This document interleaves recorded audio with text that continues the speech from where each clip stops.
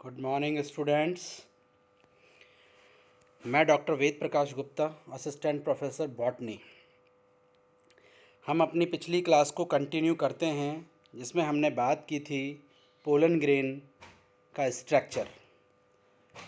तो pollen grain के structure होने के बाद आज हम बात कर रहे हैं कि वहाँ से किस तरह से मेल गैमेटोफाइट डेवलपमेंट होगा, यानी कि पोलन ग्रेन से मेल गैमेटोफाइट के डेवलपमेंट के बारे में कि डेवलपमेंट कैसे होता है। तो मैं एक बात आपको क्लियर कर दूं कि मेल गैमेटोफाइट का डेवलपमेंट एंथर के अंदर जब पोलन ग्रेन होता है तभी स्टार्ट हो चुका होता है। यानी कि ऐसा नहीं है कि पॉलिनेशन होने के बाद, स्टिग्मा पे पहुंचने के बाद उसका डेवलपमेंट स्टार्ट होता है। डेवलपमेंट पहले ही स्टार्ट हो जाता है जब वो एंथर में होता है। तो देखिए किस तरह से मेल गैमेटोफाइट का डेवलपमेंट होगा। मैं आपको पहले एक बार डायग्राम से इसको बताना चाहता हूँ। देखिए, यहाँ आप देख रहे हैं, यहाँ देखिएगा, ये एंथर के डाइस होने से ये पोलन ग्रेन बाहर आ रहे हैं।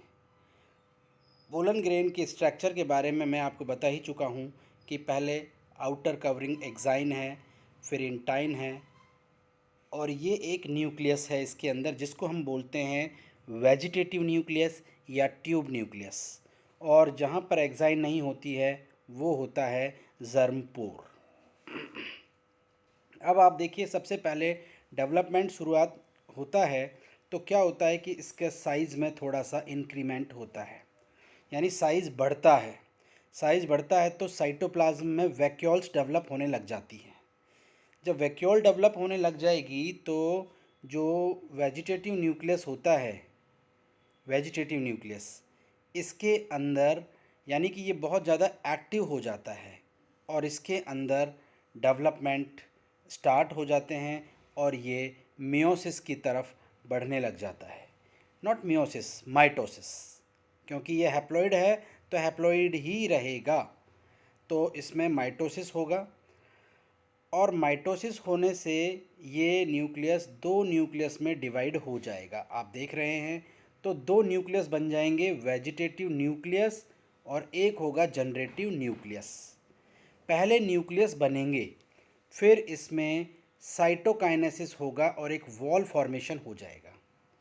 तो इस तरह से आप देखेंगे कि पोलन ग्रेन के अंदर दो न्यूक्लियस बन गए हैं और बाद में दो सेल बन गई है। तो एक सेल छोटी होगी जो कहलाएगी जनरेटिव सेल और एक होगी वेजिटेटिव सेल जो बड़ी होगी, या आप उसको ट्यूब सेल भी कह सकते हैं। अभी आप देख रहे हैं कि जनरेटिव सेल है जो पोलन की वॉल से अटैच है। आप देख रहे हैं यहाँ पे धीरे धीरे ये जनरेटिव सेल वॉल से अलग होने लग जाएगी।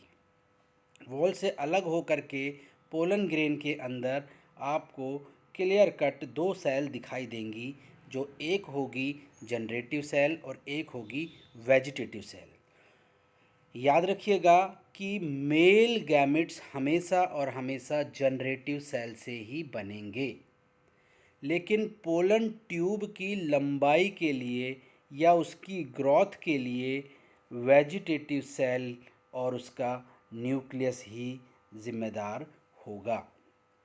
तो मेल गैमेट केवल बनेगा जनरेटिव सेल से और पोलन ट्यूब का डेवलपमेंट, उसकी ग्रोथ, उसकी लेंथ, वो पूरी की पूरी होगी कैसे?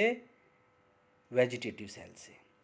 अब आप देखें, यहाँ पर एक ही पोलन ग्रेन है लेकिन उसमें दो सेल हैं। तो इस कंडीशन में क्या होगा? इसका पॉलिनेशन हो जाएगा। मोस्ट ऑफ एंजियोस्पर्म्स के अंदर टू सेल स्टेज में ही पॉलिनेशन होता है। अब ये पोलन ग्रेन कहाँ पहुँच जाएगा? स्टिग्मा पे पहुँच जाएगा। ये आ गया स्टिग्मा पे, यानी कि two cell development, two cell की स्टेज में इसका पॉलिनेशन हो गया है। अब यहाँ आगे डेवलपमेंट इसका स्टिग्मा पर होगा। स्टिग्मा पर जर्मिनेशन भी बहुत सारी चीज़ों पर डिपेंड करता है। सबसे पहले तो इसका पोलन पिस्टल इंटरेक्शन होगा, जो मैंने आपको बताया था कि इसकी एक्साइन में कंपैटिबिलिटी प्रोटीन है वो प्रोटीन इंटरैक्ट करती है स्टिग्मा के प्रोटीन से। अगर ये सेम ही स्पीसीज़ का होगा तो ये इसके जर्मिनेशन को अलाउ कर देगी और इसका जर्मिनेशन होना स्टार्ट हो जाएगा। अब जर्मिनेशन होने के लिए कुछ बेसिक रिक्वायरमेंट्स भी ज़रूरी होती है। एक तो स्टिग्मा पर मॉइस्चर होना ज़रूरी है, बोरोन होना ज़रूरी है, कार्बोहाइड्रेट्स यानी कि शुगर होना ज़रूरी है। जैसे ही ये ऑप्टिमम कंडीशन इसमें मिलेगी तो यहाँ से ये वाटर एब्जॉर्ब करके जर्म पोर से एक पोलन ट्यूब बनाएगा।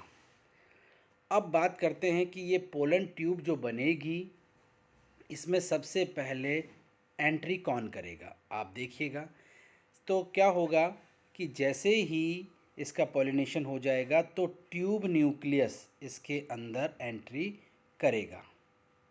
आप देख सकते हैं कि पहले ट्यूब न्यूक्लियस इसमें एंट्री करेगा और इसकी जो पोलन ट्यूब है इसकी पूरा डेवलपमेंट और ग्रोथ इस ट्यूब न्यूक्लियस के कंट्रोल में ही रहेगा।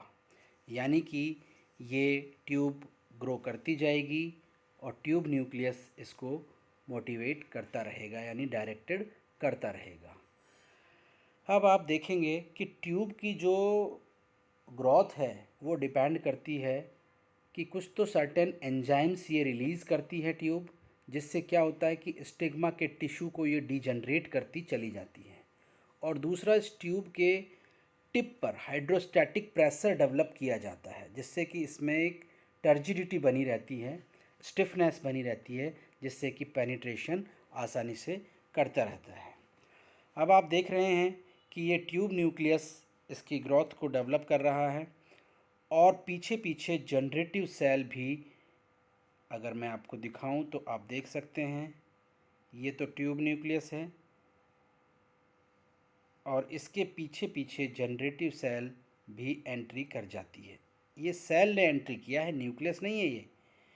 ट्यूब न्यूक्लियस में जो ट्यूब है उसमें तो वेजिटेटिव सेल का केवल न्यूक्लियस एंट्री कर रहा है, जबकि जनरेटिव सेल इसमें पूरी एंट्री कर रही है। और अब जनरेटिव सेल होगी वो माइटोसिस करेगी। यहाँ आपको सबसे इम्पॉर्टेंट बात ध्यान देनी है कि माइटोसिस हो रहा है, यानी कि पहले से ही न्यूक्लियस एन था, अब इसमें माइटोसिस हुआ तो यहाँ पर वो ही दो मेल गैमेट्स बन गए जो कैसे होंगे, एन होंगे दोनों ही। तो एक जनरेटिव सेल से दो मेल गैमेट का फॉर्मेशन हो जाएगा। Is it clear? और ट्यूब न्यूक्लियस टिप पे रहेगी और कंटिन्यूस ट्यूब की लंबाई को बढ़ाता रहेगा। देखिए अगर मैं बात करूं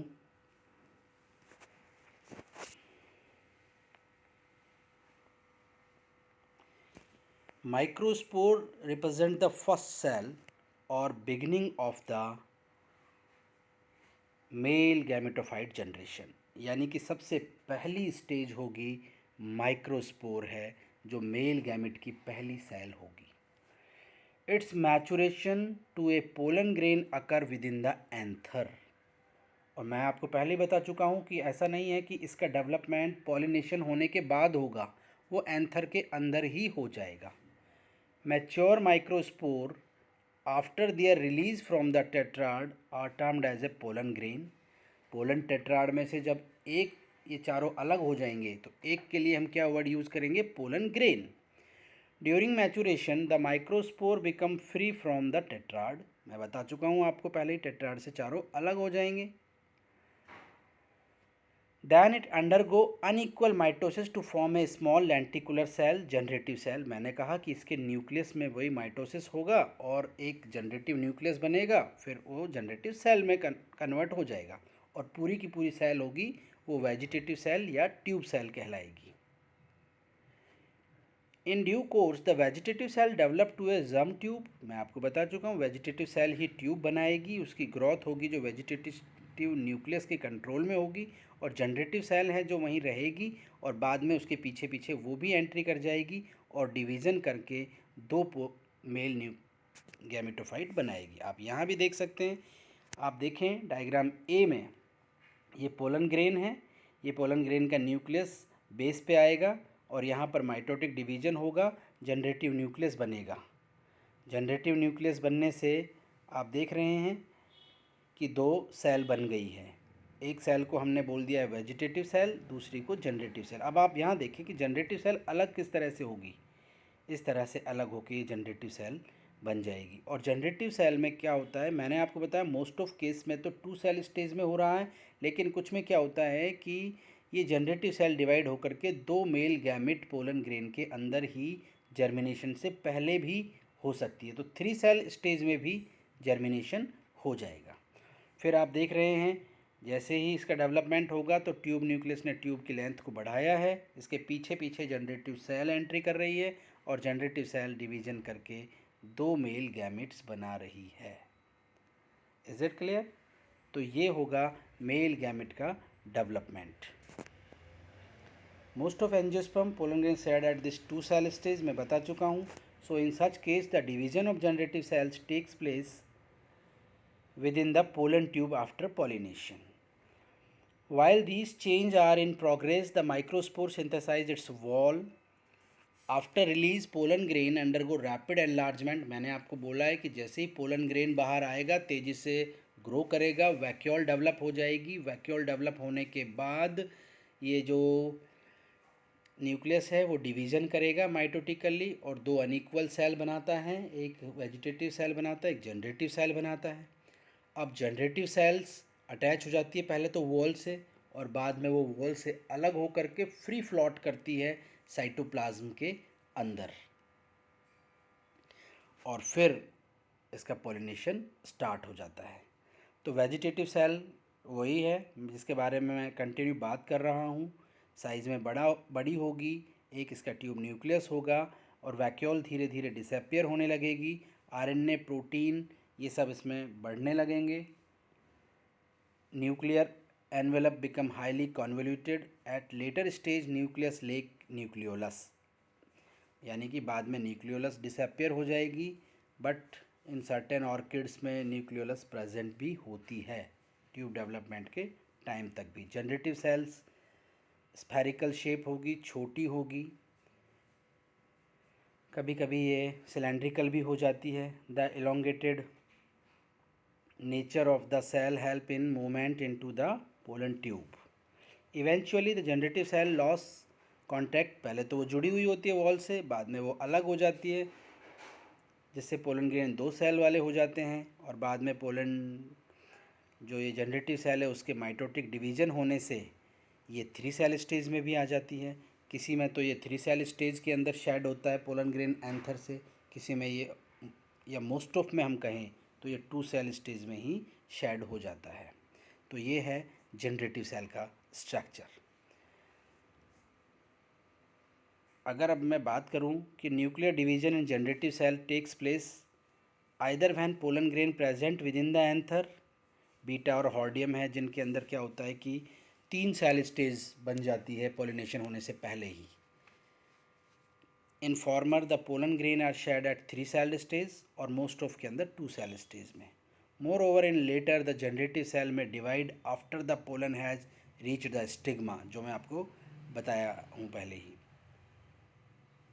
इन rare cases the generative cell divide after the pollen tube has reach the embryo sac. किसी में तो क्या होती है कि पोलन ट्यूब डेवलप होते टाइम ही जनरेटिव सेल का डिवीजन हो जाता है और किसी में क्या होती है एम्ब्रियो सैक में जब पोलन ट्यूब एंट्री कर जाती है तब उसमें डिवीज़न स्टार्ट होता है। तो ये था हमारा पूरा मेल गैमेट डेवलपमेंट, यानी कि पूरा मेल गैमेटोफाइट जेनेसिस, जिसमें स्ट्रक्चर ऑफ एंथर हमने आपको बताया, एंथर की वॉल बताया, वॉल के फंक्शन आपको बताए, उसके बाद किस तरह माइक्रोस्पोरोजेनेसिस हुआ, फिर पोलन ग्रेन का क्या स्ट्रक्चर था और फिर किस तरह से पोलन ग्रेन से मेल गैमेटोफाइट बना। तो पूरा मेल रिप्रोडक्टिव पार्ट है जो फ्लावर का कंप्लीट हो जाता है। नेक्स्ट क्लास में हम फीमेल रिप्रोडक्टिव पार्ट या ओव्यूल का स्ट्रक्चर, उसके डेवलपमेंट के बारे में बात करेंगे। Thank you.